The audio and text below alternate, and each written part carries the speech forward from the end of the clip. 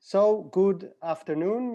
Once again, December 2nd, 1 p.m. Frankfurt time. We're with Wave8 of our Female Founders program. Demo Day is approaching this month. We have two more sessions and then a demo day on December 16. So if you haven't signed up for our demo day yet, the link will be at the bottom of this video. Please sign up, join us, interact with the ladies during the event. I'm looking forward to some great questions. Today we have our strategic partner, Deep Work Studio. We have Andrej with us from Berlin. Hello, Andrej. Hello. Who will take us through a very special session. I'm very curious to see what the ladies are going to be up to today. I'm giving the floor to you, Andrej, and yeah. Awesome. Cool. Yeah, thanks, Ram, and welcome everyone. So today we'll actually, last time I think we focused on a little bit of like collaboration and looking at how to create a prototype or how to actually get a product to something more tangible, also within the team especially. And today we're going to look at like basically how to get from there when you already have some idea into user testing it and getting some feedback from people and making sure that you can kind of properly evaluate that feedback and then basically create a product that kind of represents what people actually need in their life rather than only something that you think is good. And sometimes painful and not always easy, but it actually leads to a result that's very, very aligned with what your users want. So let me share with you a couple of like basic slides. I actually created them, or like I show them sometimes for other teams, but and I'm currently on only one screen, so I hope you don't mind that it looks a little bit with all this Google Slides. But anyway, so there's a couple of kind of things that you want to do when you're running user testing, or actually there's I guess I would say there's a pretty set but simple process. So once you have like a prototype or something that's actually tangible, one of the things that you should do before you actually start off with anything is figure out like what your target audience is. And that can be quite tricky, but because sometimes you just don't know. But sometimes you'll find that you require some pre-existing knowledge from someone. So rather than looking for like a specific demographic that's like 30 to 60-year-old person, or like lives in a specific country, you want to basically think about who would be what kind of knowledge does that person require in order to actually use your product. And then you want to find like 4 to 5 of these people and do kind of a round of interviews. And I get like, I'm going to go a little bit into more detail on this part, because a lot of people ask me like, how do you actually find these people? Because your product doesn't exist yet. So you don't know who's going to use it or whether they're going to use it. So you need to kind of figure out how to find someone who could represent that demographic or like that type of person, and give you good feedback. So there's a couple of ways to do that. I personally just use like something like Reddit or even Telegram groups, but getting really specific to like, again, the pre-existing knowledge. So, and what I think in this case, we were looking someone for online insurance, and we wanted to not just find people with a specific age, but rather like that they actually already had some things insured. I basically want to just write up a post.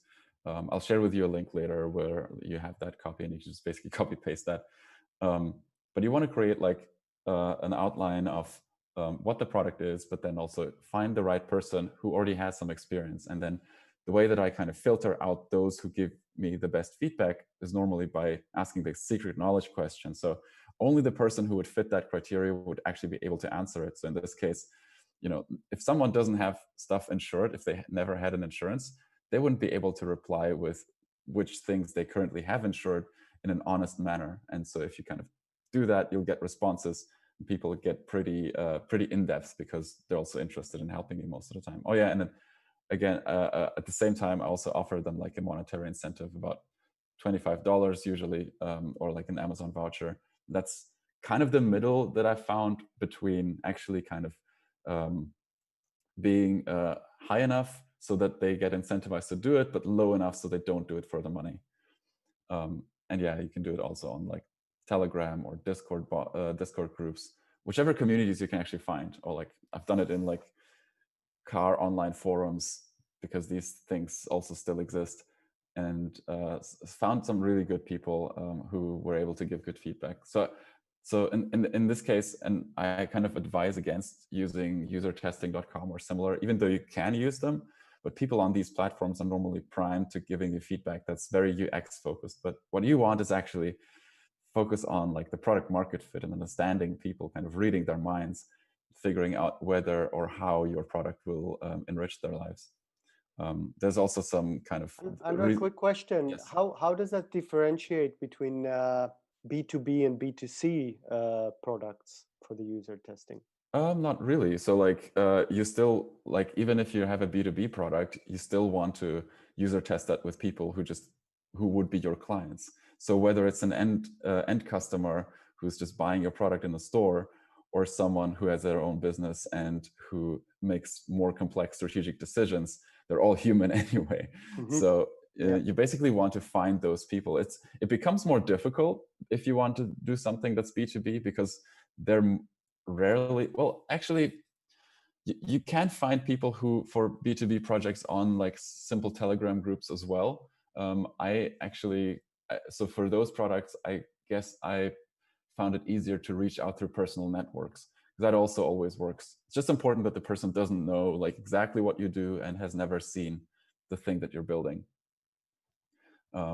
It's also, yeah, with if you have like two-sided marketplaces, there's different target audiences. Focus on the bigger one. So like focused on the one that's really important to get nailed. And then once you kind of get the feedback from those, you can redesign an interface so that primarily kind of acts for those. Then you shift to the other one, and then you shift back, and then kind of back and forth. So actually kind of similar to what I explained earlier with what I'm going through right now. And this slide that you're showing, looking for user testers for an online insurance, this is real? This is an actual? Oh yeah, this is an actual screenshot. Like you can look for my username on Reddit. You'll find a lot of those, and a lot of other things. So, actually, although I didn't post for a long time, but anyway, yeah. So this is a real post. If you want it shorter, this is a kind of short version of that. Yeah. And it always finds people. So I set up a Calendly account so people can I'll send them a link if they qualify, and then they get approved, and they just sign up for a call, then show up, and then I do like half an hour interview with them. And oh yeah, I also have a list of subreddits that I can share with you, but I'll share it in an email because it doesn't make sense to show it on a slide. Great.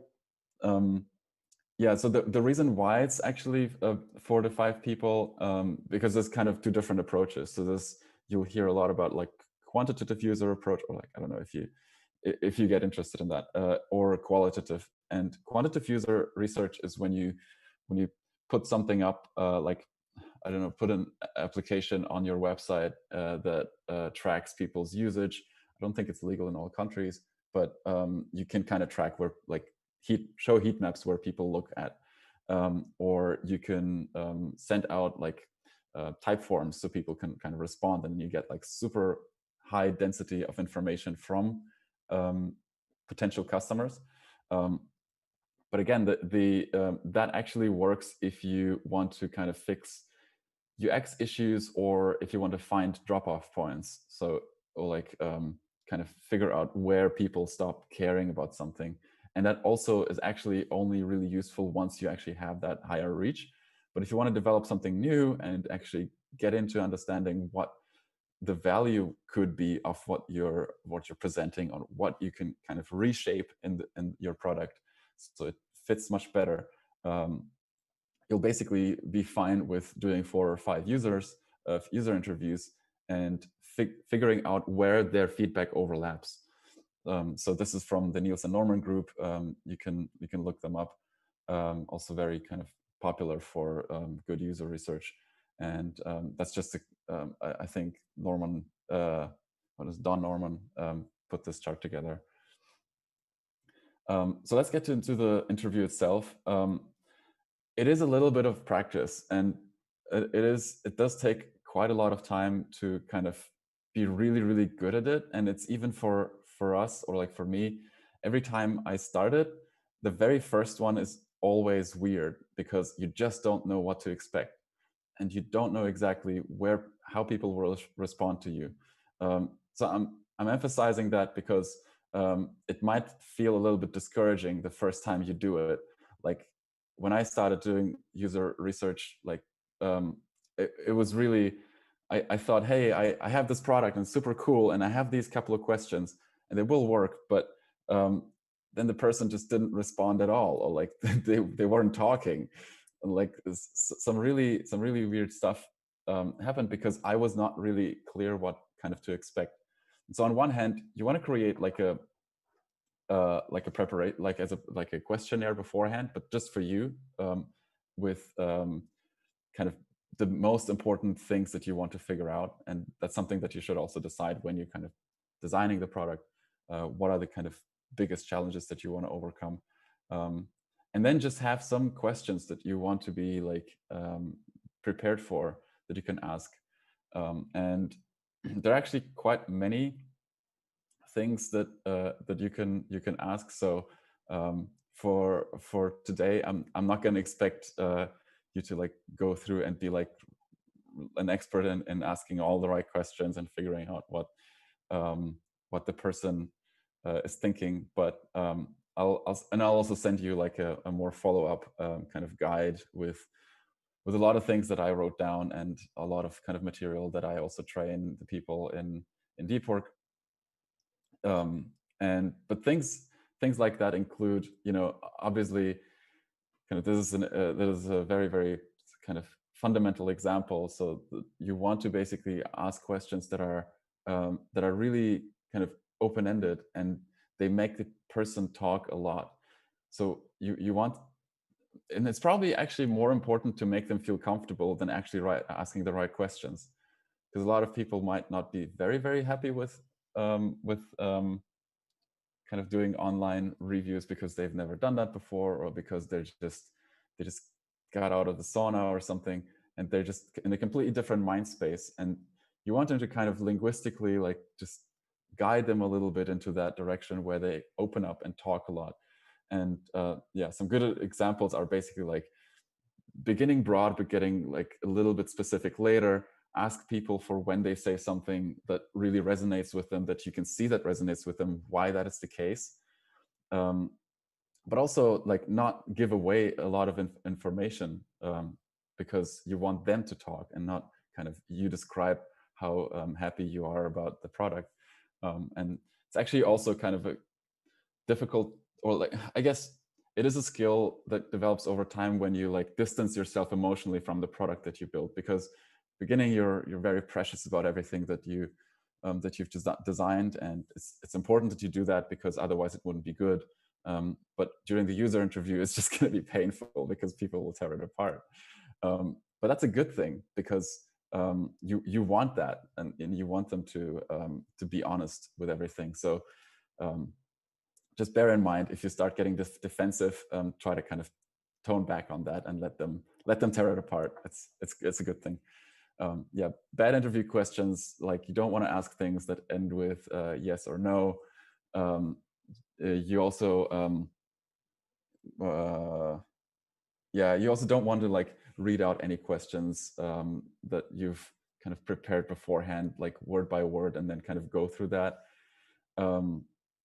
Or yeah, you don't want to ask them what they actually want, or what they actually would do. So for instance, if you're expecting people to pay, you don't want to ask them like, hey, would you pay for this thing? Or like, how much would you pay for this?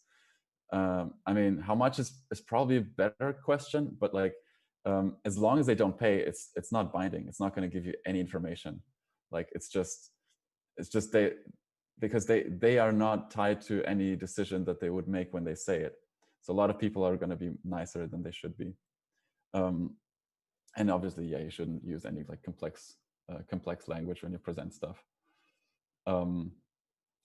Yeah, there's a couple of other like things I like asking people where they could imagine the product being in their life. So like where exactly, like where does that fit in? Like why is that a good thing? So if they resonate positively, why is that?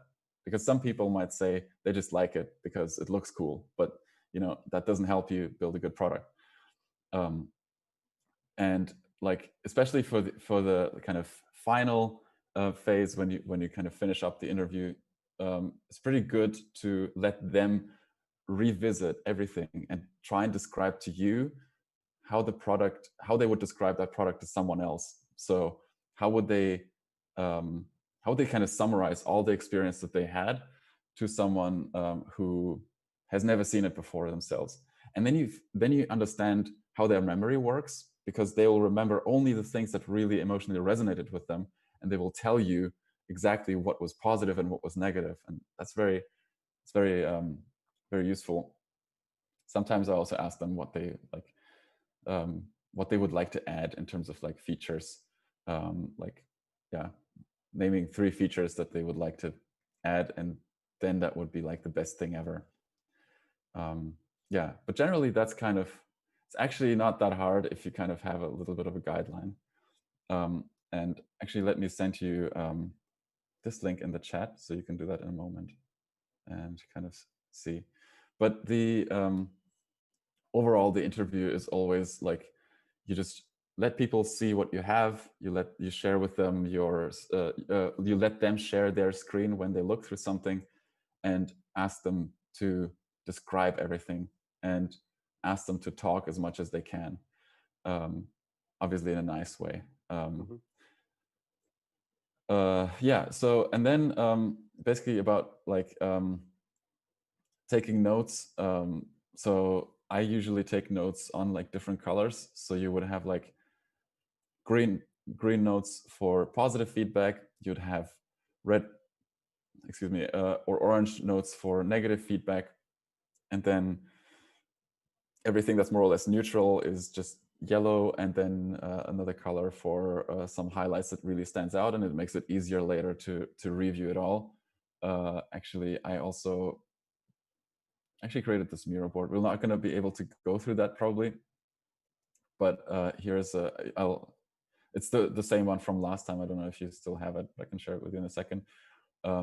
This is a template for like kind of taking notes during the feedback. So you have like names on the very top, and then you'll have different colors, and you want to go through every single stage of your prototype or of the product and just keep notes in the right colors. And then it makes it pretty easy to rearrange these colors so that later when you want to redesign stuff and decide what to focus on, you just need to look at those and a little bit of those, and kind of scroll through the information where it's burning the most. All right, that's basically it for like an intro. I know I talked quite quickly and it was quite a lot, but let's just try it out, and let me just kind of almost like take a step back, but I'll obviously kind of help you with this. So I think what would make sense if we did like, I guess maybe, what is it, 7 minutes per team, and just kind of to show what you currently have, or like maybe send out a link for what you have, to, I don't know how to like mix up how to mix up the team ideally, so that you have like the proper like anyone. But actually, I guess you can just probably choose by random. And so would you want like Mia's now sharing her screen? Should she ask all of us, or should she ask one person in particular? I think it would be good. So if Miia, do you have like the link, or like a link for your whatever you have, product slides, anything?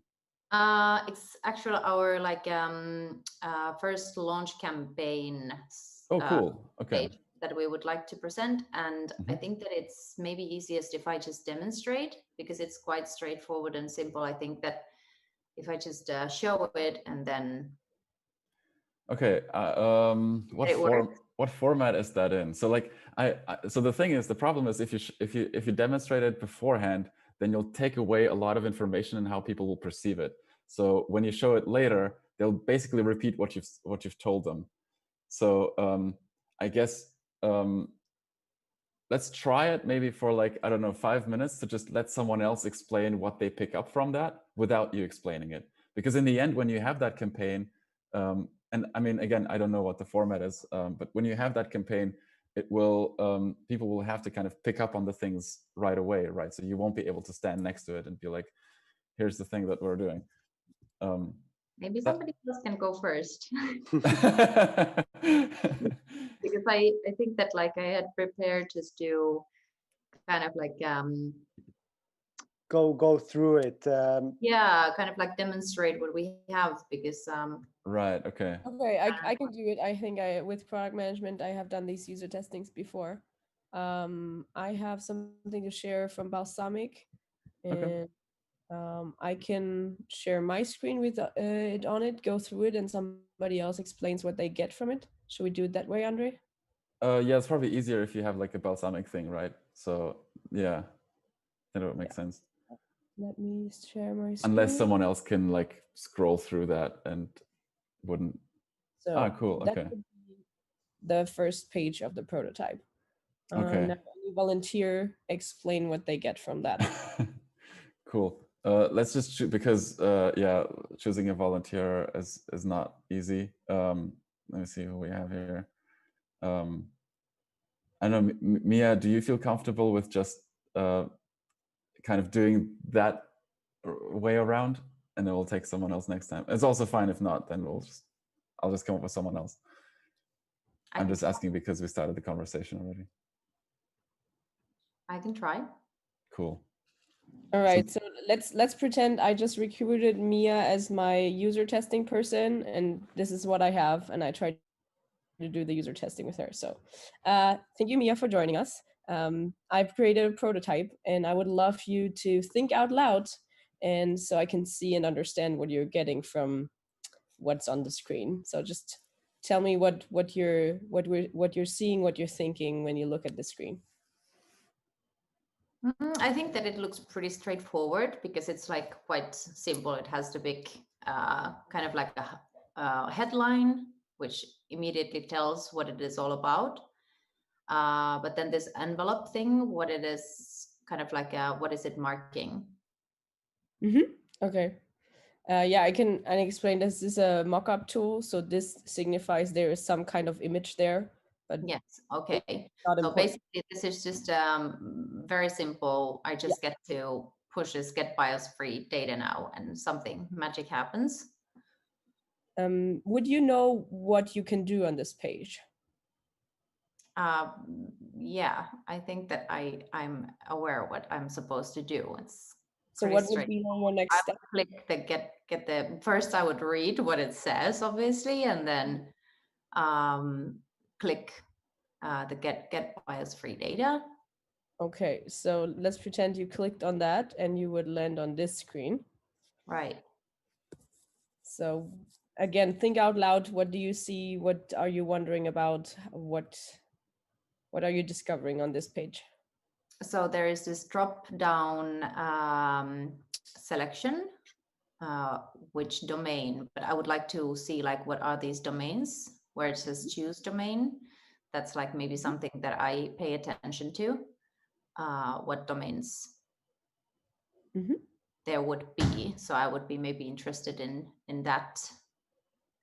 And then is it also that I can type my own keyword without choosing the domain, and I can just write in this keyword search? What do you think would be like domains that you could find there specifically? That's a good question. Yeah, actually, are those domains kind of like industries, or is it just like a different kind of data? That would be maybe a question. Industries. So there would be a drop down and then saying like HR or finance or banking or stuff like that. I think immediately it's like a website domain. So maybe domain isn't the best. Okay, interesting. Yeah, that. my Thank you. association would be data domain. Interesting. Yeah, thank you. All right. So what? If I choose, for instance, HR, then what happens if I choose this domain HR? Yeah, then let's pretend you did that. Then this would appear. You would see all the different data sets. Interesting. And how many data sets there would be, like Europe, Asia, North America, like how many different data sets? Okay, so how would you understand this page? How many do you think there will be? I don't know, like I would think that does it cover the whole wide world or Mars included, and like what's the kind of like limit? So my intention was that maybe like what comes to my mind if I chose HR, yeah, maybe then it would be interesting to see kind of like different industries under the HR. What do you think as different industries? Like for instance, if I click HR, then I'm thinking, for instance, tech industry or kind of like different domains under the HR. Or maybe I'm like looking at it from a very different perspective. So yeah, I mean that's like wondering a little bit like what is this like personal data, like when it's like this kind of like this kind of a selection. So it's not quite. It's quite detailed already. Like the general idea is that you select some kind of domain or you search a keyword, and then you have these data sets there on this page, and you can just scroll down and see all of them. So behind every tile, that would be one data set. And again, I just chose the examples of personal data, Europe, Asia, North America, because I couldn't make up other categories. That's just completely random. I think this is so basically if you click on it, then you go to the download page. Sorry, yeah? So I would probably, my company would be in Europe, so I have to follow the European GDPR regulations. And this would make me select Europe because my company is in Europe and I have to follow the European regulations. That's super interesting because like actually that's not relevant at all what your company has to follow, because you're looking to buy other data sets. And if you want to build something for North America, then you need the North America data set, whether you're in Portugal or in China, you want to have the data set of that region. But okay, yeah, I see how the region can be confusing. Maybe I need to make it more specific. The regulations is different. So the GDPR is in Europe. There is something coming in South America. There is own regulations in North America. I don't know if this affects your data sets. Since like that's already detail of the product, just to answer your question, Hanna, since the data sets, they are PII free, the GDPR doesn't apply. Like you don't need to take care of this. Right, it's taking it out. Yeah. Right, yeah. Yeah, because it was synthetic data. It's not like real. Exactly. That's why. Yeah. I was thinking the wrong way around. Yes. Well, it's not the wrong way. It's how you're thinking, and it shows that this product has not made it super clear for you to get on the right track. So that's super valuable feedback. Thank you. Yeah, that's actually also pretty good. Sorry for interrupting. I just want to be a bit mindful of time as well. That's a pretty good example for when something is not really clear, and why like my approach to kind of trying to make sure that like less of these things happen is always to give as much detail out as possible. So if you have a prototype, try to kind of stay away from doing squiggly lines. At least like write something or put at least some kind of tangible example of what that could be, because then people can automatically resonate with what they see. So even if you had like, you know, the images that you have here, even if it's just the same thing repeated, that would give a lot more context on how you think what the data would look like. Because right now it's just like, you know, images and some categories. But the more specific you can be about communicating it, the better people will actually pick up on it. But yeah, that's a cool kind of cool situation where it's like things are not really clear and the context is not full. Yeah, handled it well though. All right. Cool, thank you. Yeah, you have one more thing, but we can also like, because yeah, let's just switch to someone else. Again, it doesn't really matter, like maybe this is already kind of an overkill example because it's already like all this kind of interface parts. Hanna, is that yours? Do you want to go? Hanna and maybe Anu can comment on Hanna's. Yeah, sounds good. Okay, so I'm going to be brave, so I suggest that Anu shares the screens, and this Nice. is really quick and dirty web page, but let's see what's coming. So there might be some bugs and stuff, but I would ask Anu to share and then just explain what she sees, if that's okay. Did you find the link, Anu? Yeah. Yay, there it is. Nice. There, I'm still on mute. Right. Giving waste a new life, generate value from waste. What I see is, just a second, I'll just have to modify the screen a bit more. I think this is directed at companies who have a brand, who want to be kind of involved in a sustainable way of doing business, giving waste a new life. I'm a bit confused about the guy. How does that relate? It looks a bit dramatic for me, the picture, but yeah. I like the way how giving waste a new life is a slogan here. To me, that kind of directs the thoughts to right direction. What is the direction for you? For kind of the companies to think about how to kind of give their waste a new purpose, or kind of finding a new way of going forward. Yep. Very clear call to action, I would say. No uncertainties there.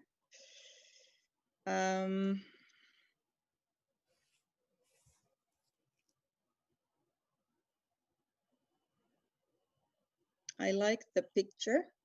To me, it's kind of a good way of showcasing that that's waste that needs to go somewhere else than in the street. But where? Should that picture perhaps be the first one? Yeah, I think somehow that the guy was a bit confusing to me. I wasn't sure how in the first page that was related to the topic. So for me, it would be maybe better to have something that relates to waste directly. And I would, sorry to interrupt, but I kind of like noticed that there is this 8.3% of global economy is circular. I would maybe even put that 8.3% only to the headline somehow, that like your eye captures that it's a very small percentage. And then like maybe telling that Europe's economy is circular, because like maybe you have to have like a reason why a person sees that, okay, there's a problem that then you need a solution for. Because if you tell in the headline that the Europe's economy is circular, kind of like think that, okay, somebody's taking care of this.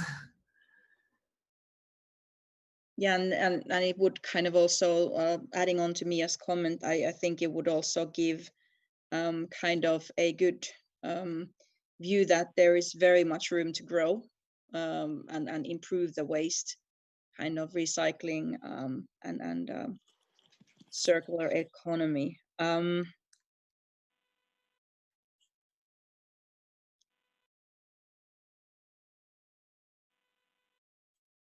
Find the right partners.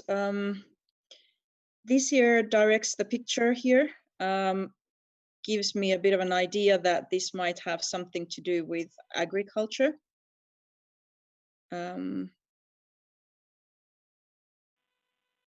Which may not be the case knowing your background, so that I'm a bit not bias free on this one. I think she was trying to show collaboration, perhaps. Yeah, that might be it. Maybe in kind of, I don't know, clothing industry picture with team that might resonate. But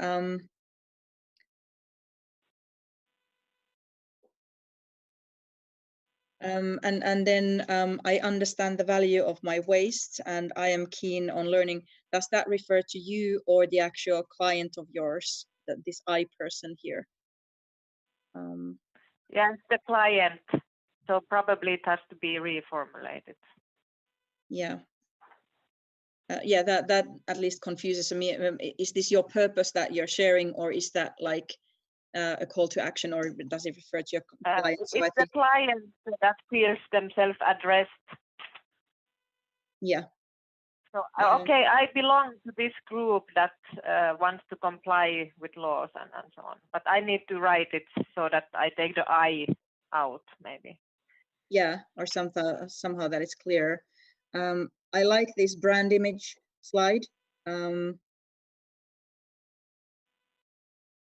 I think for me, I would still maybe this circle is a mega trend, because now you're talking about the enhanced brand image. I would maybe go more into the brand direction instead of the mega trend here. For me, this kind of would be kind of a clear page where the brand image is like, okay, you want to be considered as a as kind of a sustainable company. You want to be environmentally friendly and aware. So maybe more that than the circular is a mega trend heading here would resonate to this message.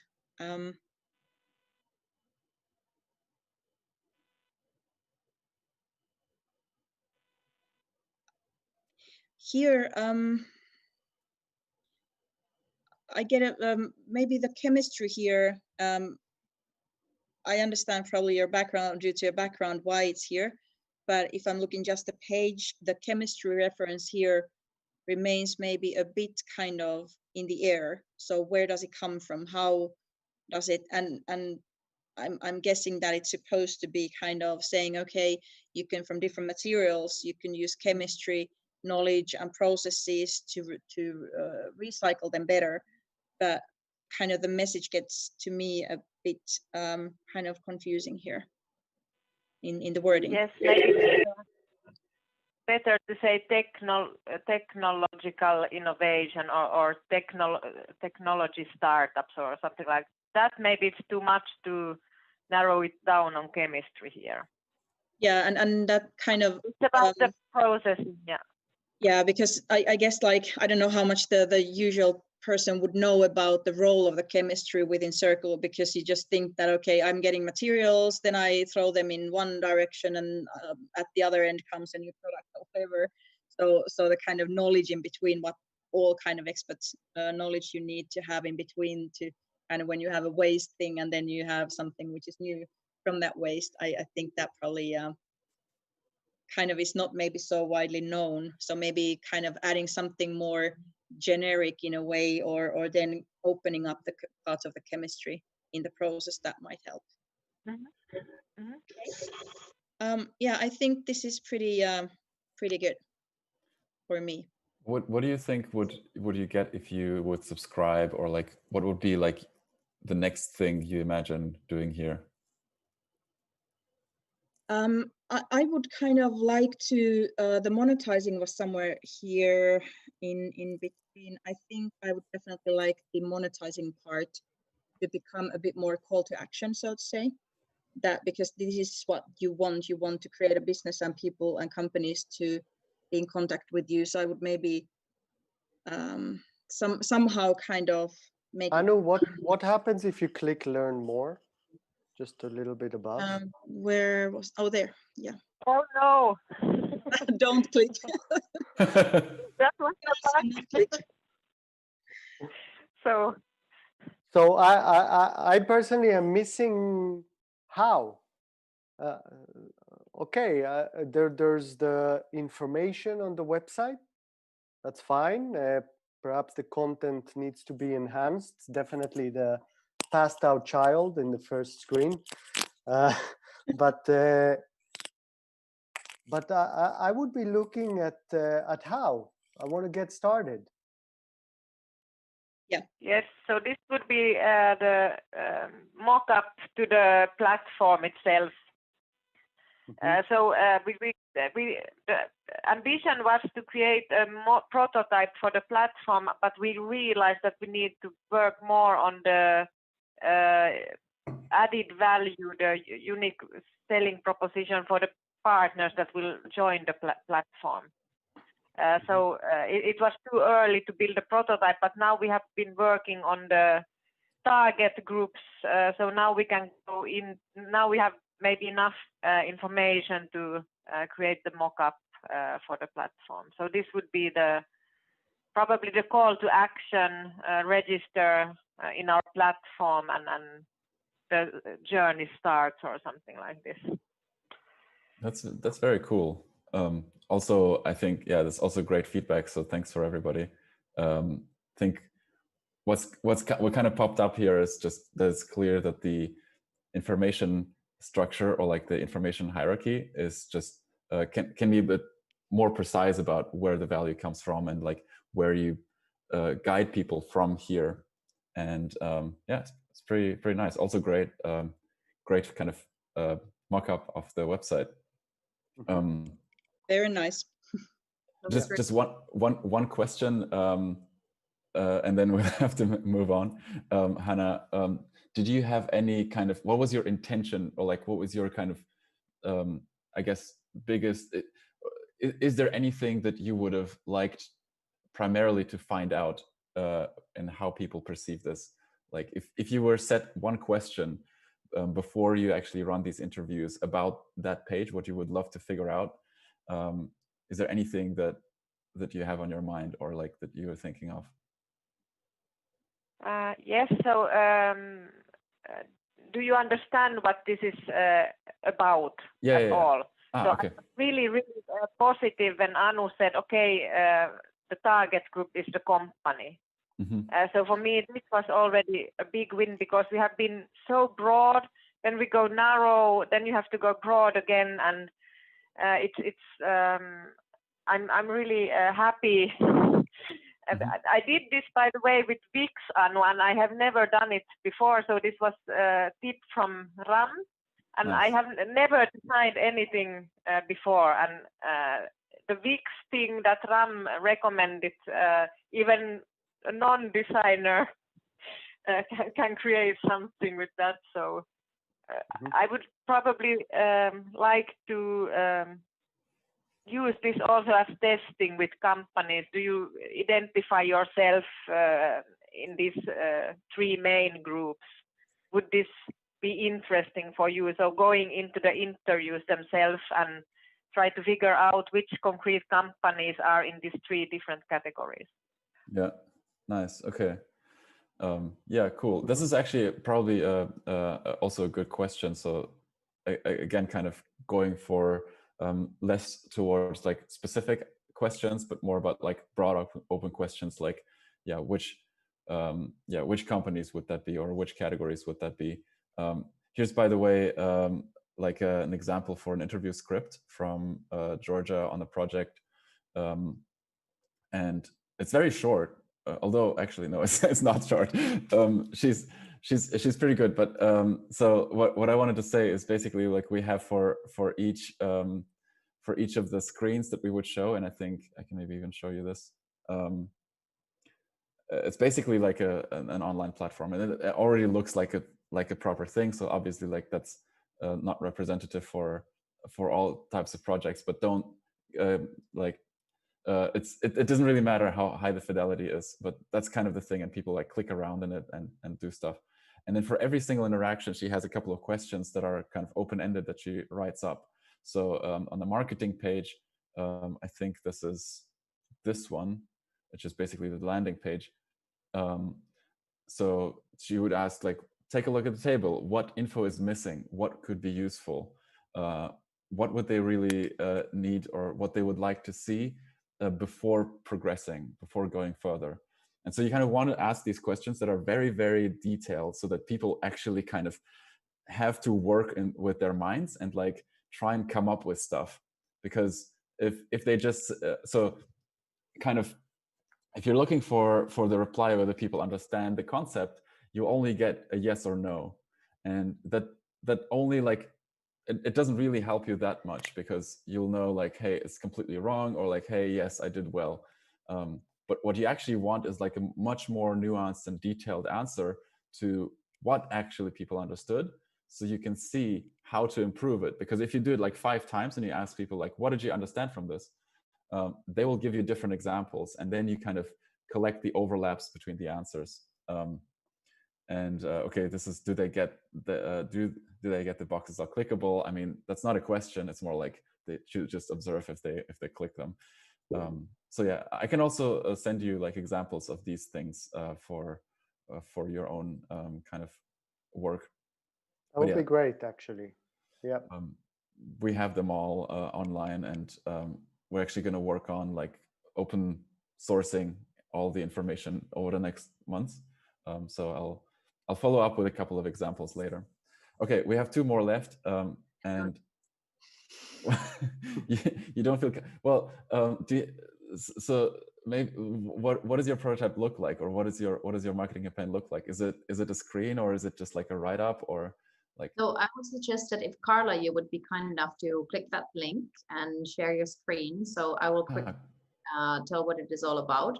So the thing is that eventually the platform itself will be launched in April, and that's a work in process, and it's quite complicated. We don't have a wireframe for that, but I wanted to share our. Hold on, connection refused. Maybe wrong URL or something, a typo. I don't know. Does that work? Okay, then I will have to, I guess, try to share myself. Okay. So. Bye, Lena. Thanks for being around. So she has no access to it?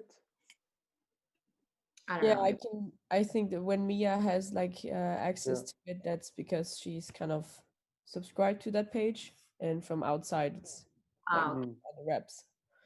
That's what I suppose. And now it looks like for some reason I'm not able to share. Let me see. Did I make you? You should be able to share screen. Everybody's a co-host here. I like that. I don't know. Maybe Anu. No. Maybe. Yeah. You can see. Cool. Okay. Nice. Yeah. So so the aim is that since we're going to launch in April, but we want to create a pre-bus for our service or the platform. So we're going to already in February launch this campaign site that is kind of like creating the pre-bus for the service, so that people actually know a little bit what it is all about. Creating the what? The pre-bugs. Pre-bugs. So that like it creates word of mouth that the service is coming, and like people kind of like grip the idea of what it is all about. So Karla, here you can see basically the campaign site, how it's formed. It doesn't look like anything, but if you look at like don't mind the upper bar that says create campaign, but starting from home. Okay. What do you see, and do you grasp what you're supposed to do here? Okay, so I can I see name there, and I'm not sure whether I should enter my own name. Okay. Or what kind of name I'm supposed to enter, and then category any. I would of course like try to look what kind of categories there were, and then city. I would expect art, comedy, music, public speaker, social media, sports. Let's select music. All right, so I can already do that. Yeah, apply the filter. The city I would expect to automatically be my hometown, and then in the browser it usually asks me, do you want to allow that it takes your location? So yeah, of course that should be Berlin, and then sort by popular. What are other options that I can sort by? Recent. Recent. Okay, no, popular is good. I like the preset. And then of course apply. Um, Takes a while. So okay. music category, nobody has created any wish list for for Berlin. Berlin. Okay, With that's Helsinki. so I can add one myself. Let's. Can I add one with the add button? So like yeah, you can add. All right, and then I have to enter my email, my name. Okay, yeah, something. Yeah, and my city and the category. Okay. That's interesting. So I want to create an event, and the first thing about the event that I have to enter is my email and my name. That's kind of secondary information, I would say. The first thing that is like, how do you want to call the event? What kind of category is it? Upload a picture, something like make the event more personable. And then comes the boring stuff like my name and my email. I know that by heart, but I want to set up an event. I want to be creative and have fun in creating that. Um, so yeah, that would be my initial thought. Okay, let's pretend I'm living in Helsinki. Yay. Okay, so I have one. Oh, okay, so now you show the people. Yeah, so Oh, okay, the name is event name. it's the act name. So Act name. Okay, I did not get that at all. yeah, so Okay, do you have any acts in there that we can search and I can look at? that's like what would you like to look at? I don't know. Maybe in Helsinki. Yeah. Look at Oh Helsinki. yeah, that now I see what I'm missing. Like clear all the fields. Just reset the filters. Why is that important for you? Why important? Because I want to explore, and if I have to delete from 3 different fields what I put into it, it's just too much work for me. I want to like delete everything and then I can start from new. Okay, anything in Helsinki that sort by popular. Let's see what's there. Takes a while. Okay, yeah, my email. Interesting. Dixon, Maceoplex, Solomon, Jimi Hendrix. As Jimi Hendrix, I know. Okay, so I support that. And now what do I need to do is to support that? Oh, that's it already. Yeah, so it's very simple and straightforward. So the campaign side is basically that once you have like filled in your email address and your name, then you can check either like if there are those acts that you would like to see in your home city. If that act doesn't exist, then you can create a wish list who you would like to see. So it's not an actual campaign; it is a wish list. So this way we Oh, kind of like okay. scan what kind of like interest people have. And if you, for instance, like Dixon, like 22 people here liked, you can also support that act. And once we actually Okay. launch the Okay. project, we Yeah, have like knowing what you're like doing with the campaigns later, it was not clear to me that this is a different type. So I would have expected when I support now I need to put in money, or I would first find out more like about the act itself, like the dates and how many people can be there and what kind of tickets I can buy.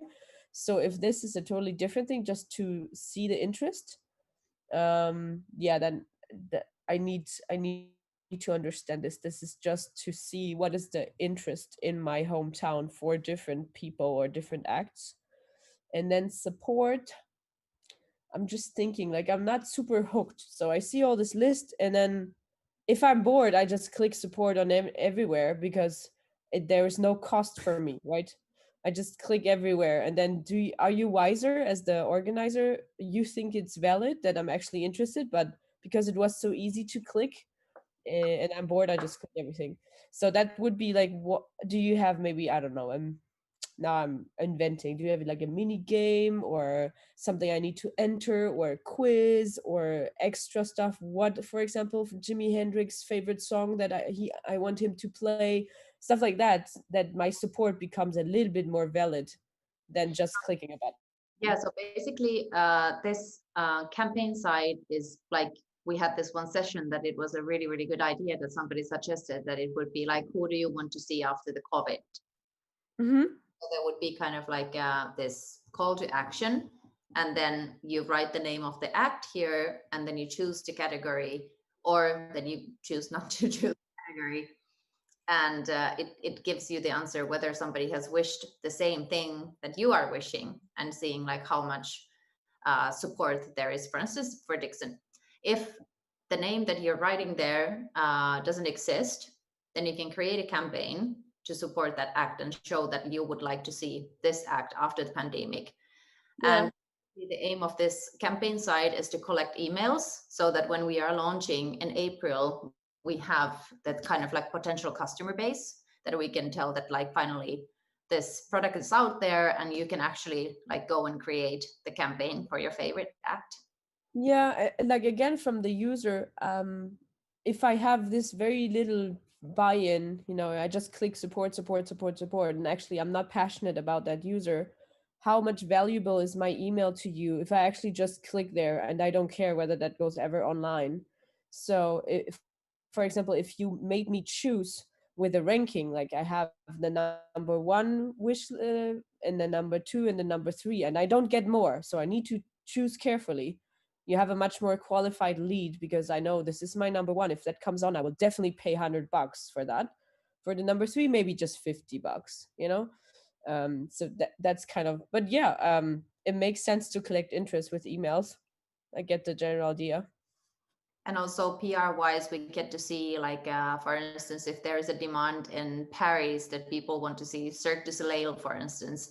So you can pull these kind of like interest data that like Paris is asking for Cirque du Soleil, and what does this about like the after pandemic life and stuff like that. So very stripped down, simple and straightforward.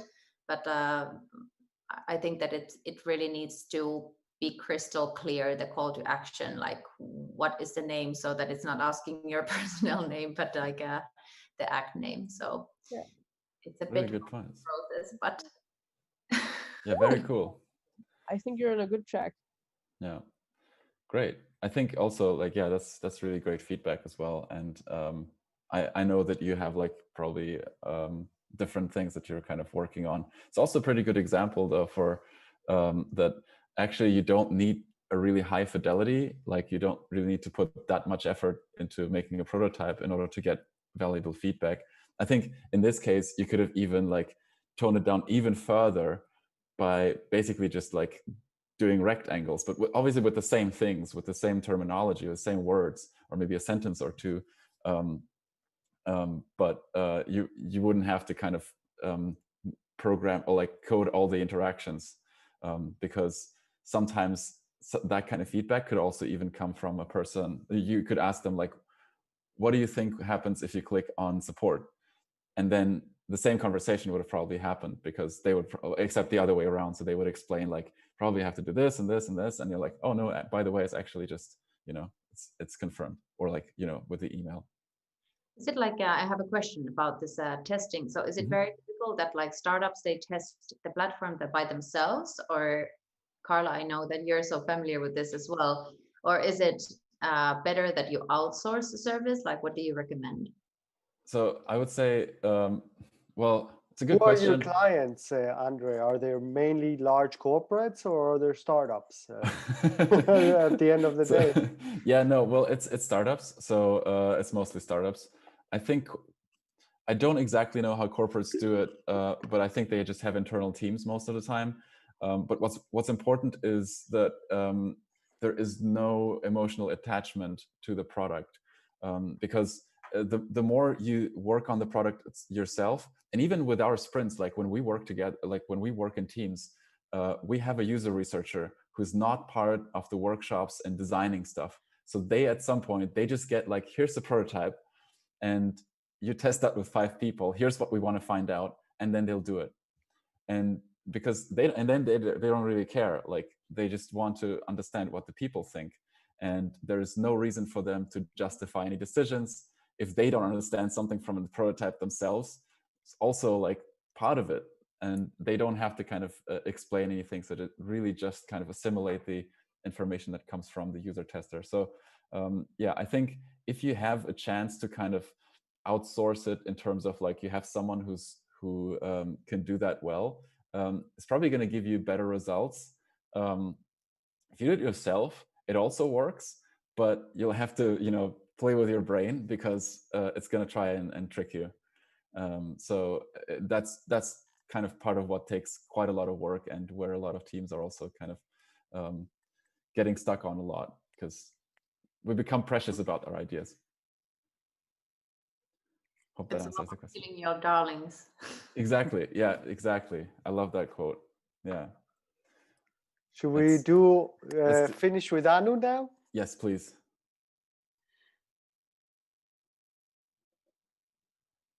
Anu, you're on mute. Yeah, I'm just trying to find the right screen. Then I have a fourth, completely different version to the 2 others. Nice. So here we go. Here is a mock-up of the mobile API. How to kind of, I hope you can see this, by the way, hopefully it's not too small.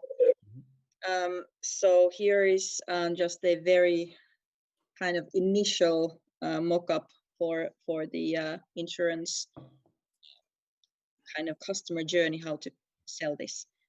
Who do we have left to comment? I think it's Hanna, right? Yeah. Should you, Hanna? I can scroll this. I can't, unfortunately, roll this over to you, but I can scroll it for you if you want to go down and.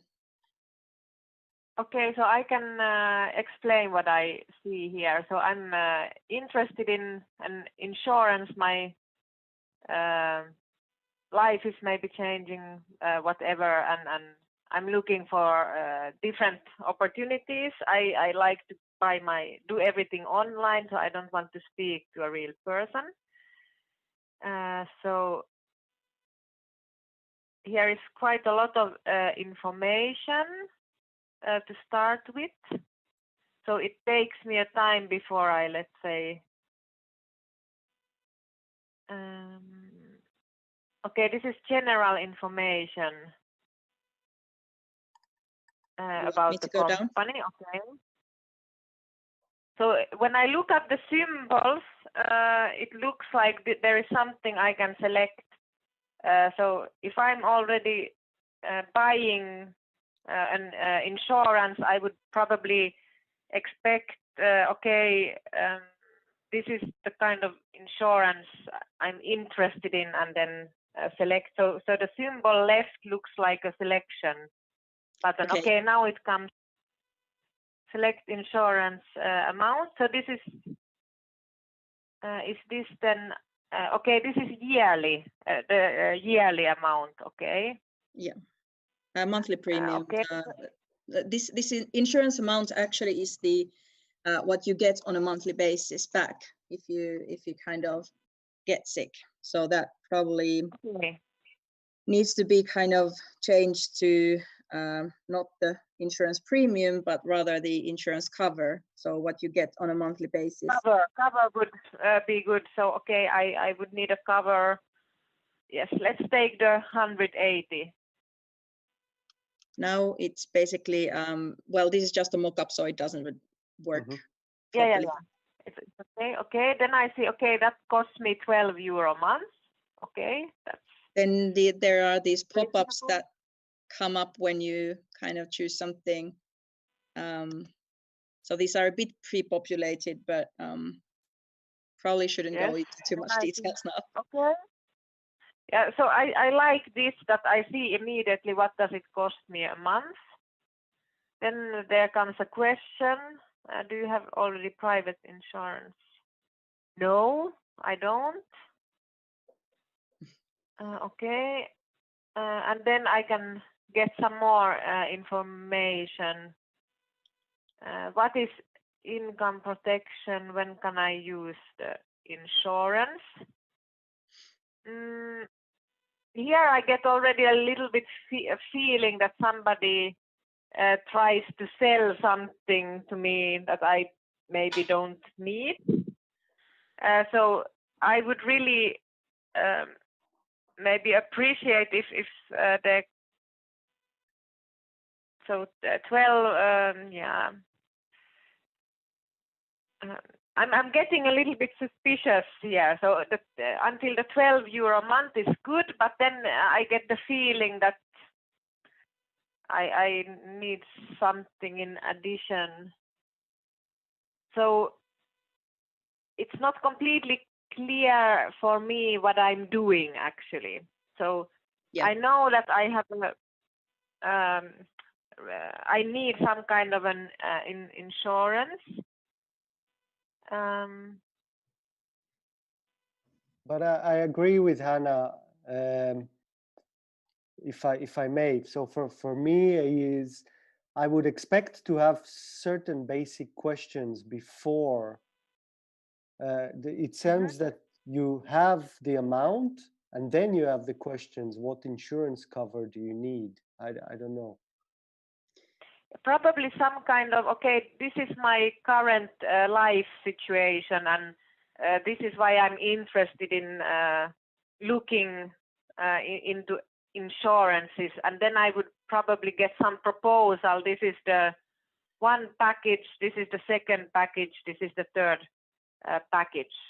The challenge here is that because the system is in, the mockups are like this, so I need to choose a bit what I'm showing you to make it kind of relevant. So we can kind of, this would be coming in the beginning, but it doesn't make sense for kind of start for this presentation too much on there.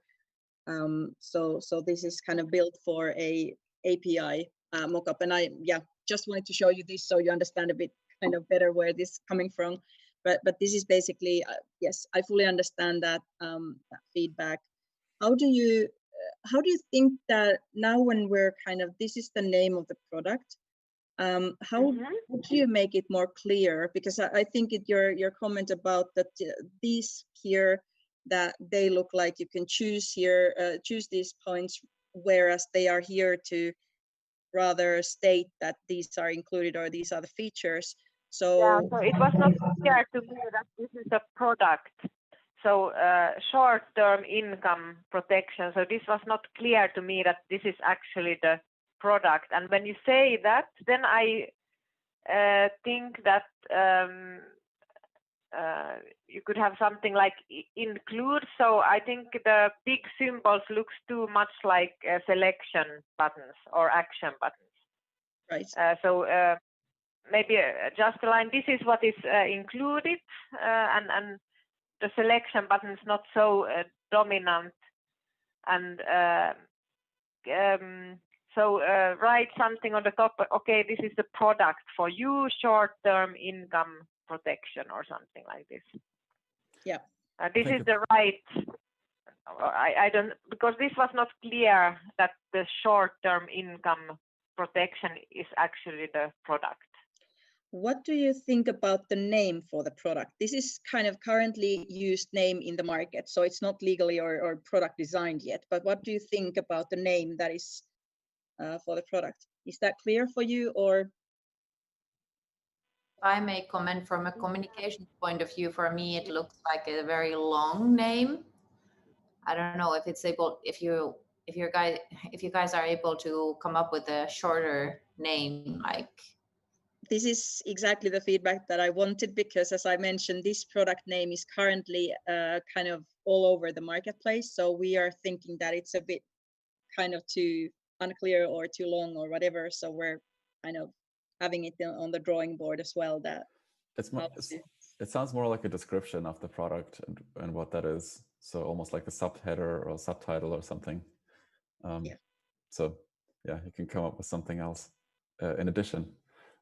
And about the buttons, I think the one of the problems with that is, I mean, by the way, the prototype is pretty cool and like really great work on like putting together all the screens.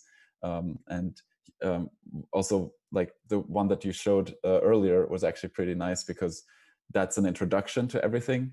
And so when you're designing a prototype, it's also pretty good to sometimes get people, like the very first thing that they see might be even something that's completely unrelated to the prototype, but just gives them an introduction.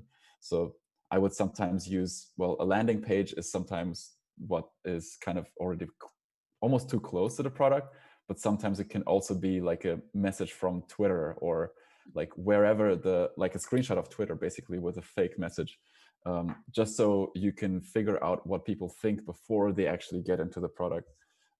And yeah, so that was quite interesting, because that introduction would probably cover a lot of points that explain what people would actually get. And here with the green things, it's actually just, I think, a visual thing, because the prototype is black and white, most of it. This really stands out, and people are used to shiny buttons standing out all over the place, and want to click them all the time. Yeah, so you would rather, if I'm getting the comment correctly, both of you would rather have this, like, I don't know, a bullet point or something kind of that it makes it more at clear. Least for what you're testing, yeah, definitely, because like, again, I think if you want to, I would normally try to emphasize interactions as much as possible that I want to people encouraged to do. So everything where I want people to really focus on, that should be like a different color. Okay. But you want to focus, So yeah, these like kind of... that's a good example. Yeah, exactly. Also, if you use colors, you want to kind of use them for a specific function. So in this case, or like you have this green button, and people will remember that everything else that's going to be green is probably going to be clickable. So then they'll also think about other things, or like look at other things that are also green and be like, why can't I click this now? I mean, it makes sense to me and to you, but like most people just go through this very, very quickly. Yeah, right. And I guess there is a tendency to click or choose green ones over red ones, or so, kind of a basic thing. So so the ones that you want as a provider, I guess they are better to have in green. Yeah, cool. Yeah, thanks, Ram. So we also have to wrap up, and I think this was really great. I'll send you all the kind of follow-up email with docs later today. And yeah, again, if you have any other questions, like don't hesitate to reach out if anything kind of comes along that you need help with, or like just can't figure out why something doesn't really work, or if you don't understand any of the stuff that I sent you in an email, I try to make the material as easy understandable as possible. But yeah, thank you so much. That was really cool. I really enjoyed this. Great work. Andrej, really thanks a lot. I learned myself a lot. It's of course it was short time for all the sessions, but it gave us, at least for me, it gave a really good taste of how user testing is being done. I never reached that stage with our startups, actually. So it was great to see it. And now when the accelerator is running online, I get to see actually these sessions. Normally, we would be in Frankfurt, you would be in a meeting room with them, and I wouldn't be there. So so it's great to have learned that. For the ladies, Deep Work Studios, they are a strategic partner. They are giving their time to the accelerator. So please use Andrej and his colleagues as much as you want. At least until the end of the year now, because the program is still running until then. So definitely, if you have questions, you have Andrej's email. If you'd like to run a side session, do that. But again, deep work. Send regards to Charlie, Andrej, and thank you very, very much. Thank you. It was very useful. Cool. Thank you too. It was great. I really enjoyed it. Have a great day. Excellent. Great.